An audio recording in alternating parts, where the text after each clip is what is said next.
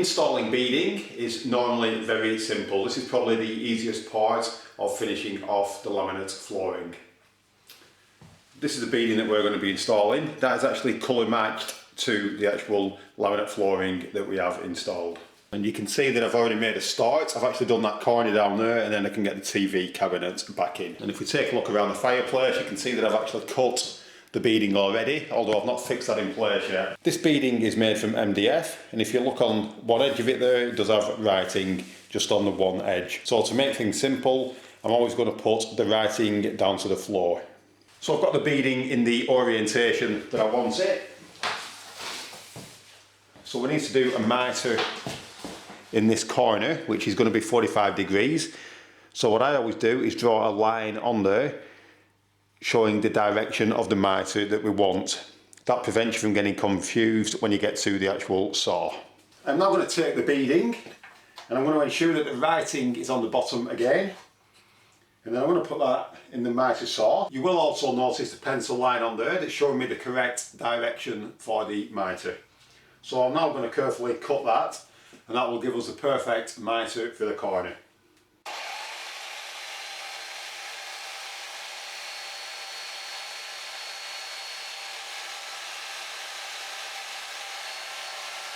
And we'll save that bit because we may need that later on.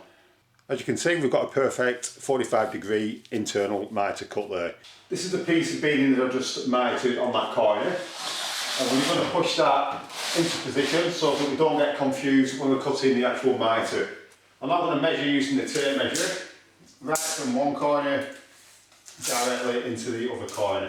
And this needs to be a really accurate measurement. So that is 215 centimetres. I've now taped the tape measure to that end using some insulation tape. So we can now get this to the correct measurement. If you look on top there, that is the actual cut mark, and that pencil line there is actually showing the direction of the cut that we need.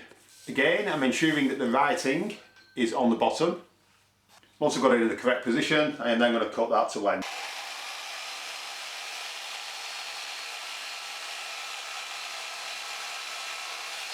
So that piece of beading now fits perfectly in between those 2 points. We're now going to do this wall that meets up to the piece of beading that we've just cut in that corner. Because we've gone underneath the architrave and slightly under the piece of skirting there, it does make this incredibly easy to finish off. We just need to ensure that we've got the beading the correct way around with the writing at the bottom again. And we can simply end this piece of beading about there. To make this look neater, we're going to put a return on the end of that. So I'm just going to draw a line on there, then I'll know which orientation to cut it in, because it is easy to get confused when you're cutting mitres on beading.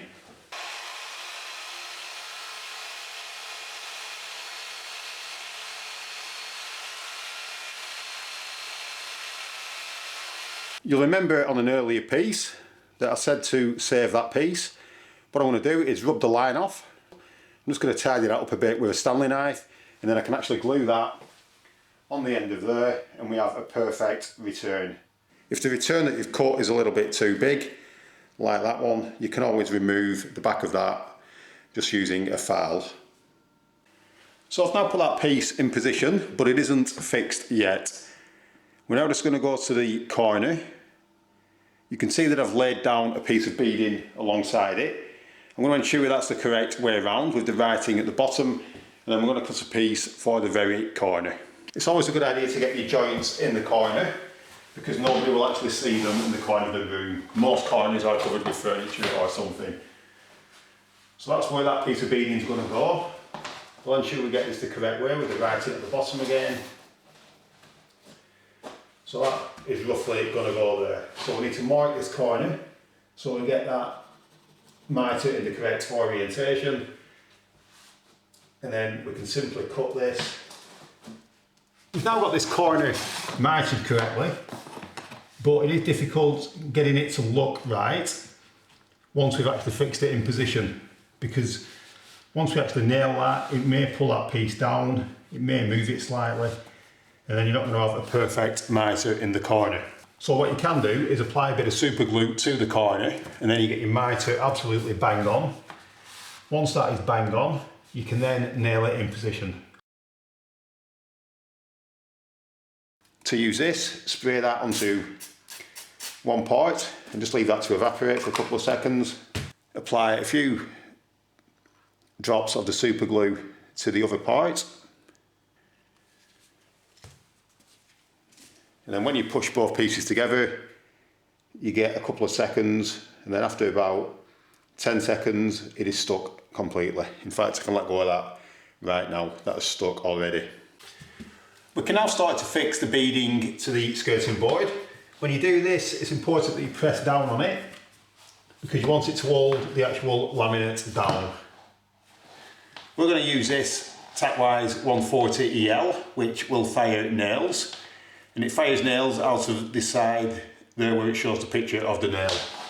So when you do this, you need to ensure that you get it about halfway down the beading, because if you get it too high up, there is a danger that you will actually split the beading.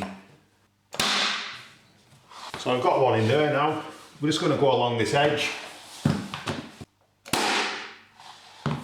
And we're just going to fire in these brads at approximately 300 millimeters. That will hold the beading down. It's also important when you're fixing your beading that you don't actually fix it to the floor, you only fix it to the skirting board. Once you've fired in the brads, just run your finger over them and ensure that they're in far enough. If you feel your finger across there, you can actually feel that head. We want that sinking in a bit, so I'm just going to tap that in using a long bolt. So we can now get this long length in position, and we can butt that up to the piece that we've cut, and then we can start to fix down this beading.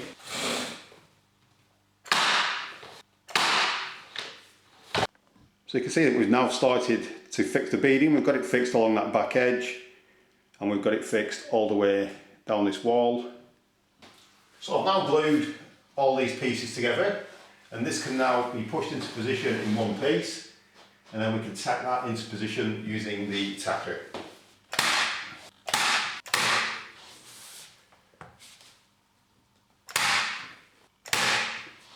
So as you can see, that now looks very neat.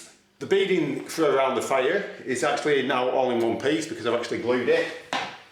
So I'm now going to use some clear silicone, and I'm going to run a bead along the bottom there so that that will hold the actual beading in position.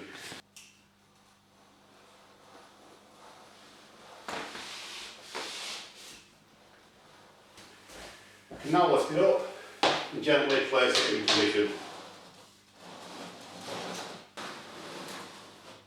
I can then squirt one side of the beading with the activator,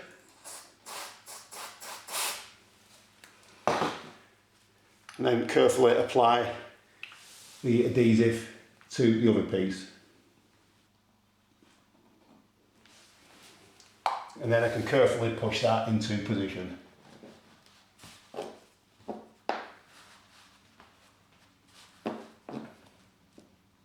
And then simply need to push this piece of beading back until the silicone grabs it, and then that will cure and that will actually hold it in position. I've had to put a bit of weight on that to hold it down because it does keep springing up. So this is what the room looks like when it's finished. You can see that we've got a nice neat finish around the fireplace and around the perimeter. All the beading is nice and neat. And even at the radiator where it was difficult because of the actual pipes, one was in a decent position, the other one was up against the skirting board. So we have made a really decent job on this room, and it does look quite neat.